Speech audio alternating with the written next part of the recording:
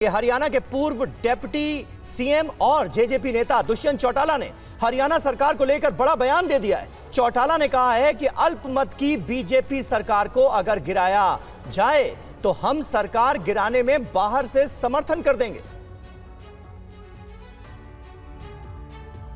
अब जेजेपी ने भी अपने सुर बदलते हुए कह दिया है कि या तो सीएम नायब सैनी बहुमत साबित करें या इस्तीफा दें। दुष्यंत चौटाला ने कहा कि अगर कांग्रेस अविश्वास प्रस्ताव लाएगी तो उनकी पार्टी सरकार को घेरने के लिए तैयार है।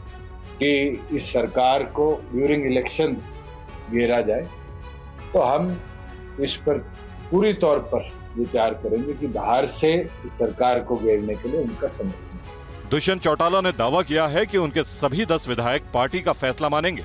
हरियाणा सरकार में शामिल 3 निर्दलीय विधायकों ने कांग्रेस को समर्थन किया है, जिस पर बीजेपी ने भी प्रतिक्रिया दी है। 3 विधायकों का कांग्रेस को समर्थन देने का दुख है, परंतु हुड्डा साहब की ख्वाहिश कभी पूरी नहीं हो सकती।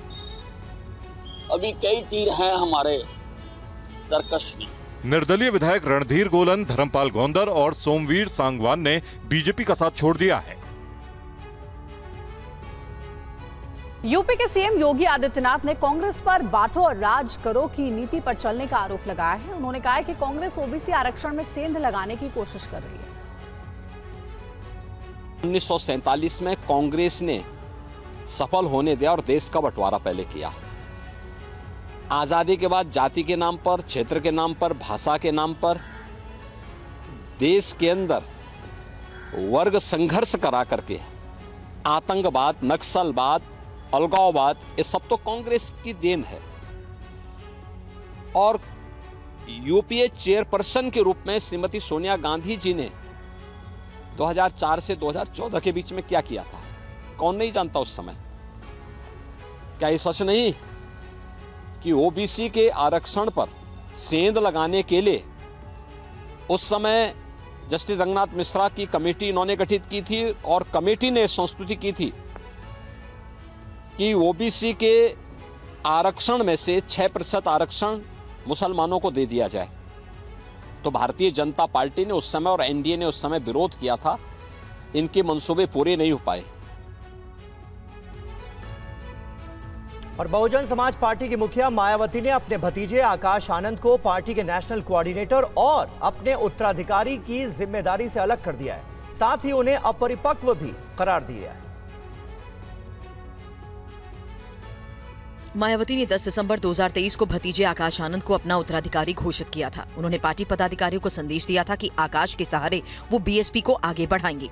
लेकिन उस फैसले के करीब 5 महीने बाद ही मायावती ने आकाश आनंद को कोऑर्डिनेटर के पद से हटा दिया है। मायावती ने सोशल मीडिया पर इस फैसले की जानकारी देते हुए लिखा है, पूर्ण परिपक्वता होने तक आकाश आनंद को पार्टी के नेशनल कोऑर्डिनेटर और उत्तराधिकारी के पद से अलग किया जा रहा है।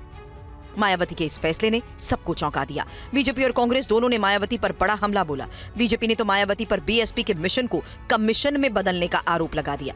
मायावती बहुजन समाज पार्टी को एक प्राइवेट लिमिटेड कंपनी की तरह चलाती है और इसीलिए जब जेल में आता है जैसे निर्णय करना चाहती है वैसा निर्णय कर लेती है, क्योंकि वहां तो एको अहम द्वितीयो नास्ति। मायावती जी जैसा चाहे वैसा निर्णय कर सकती है। देखिए, जो मायावती जी ने किया है उससे एक चीज स्पष्ट परिलक्षित होती है कि भारतीय जनता पार्टी से उनका अघोषित समझौता है। जो हमारा आरोप था वो पुष्ट हो रहा है।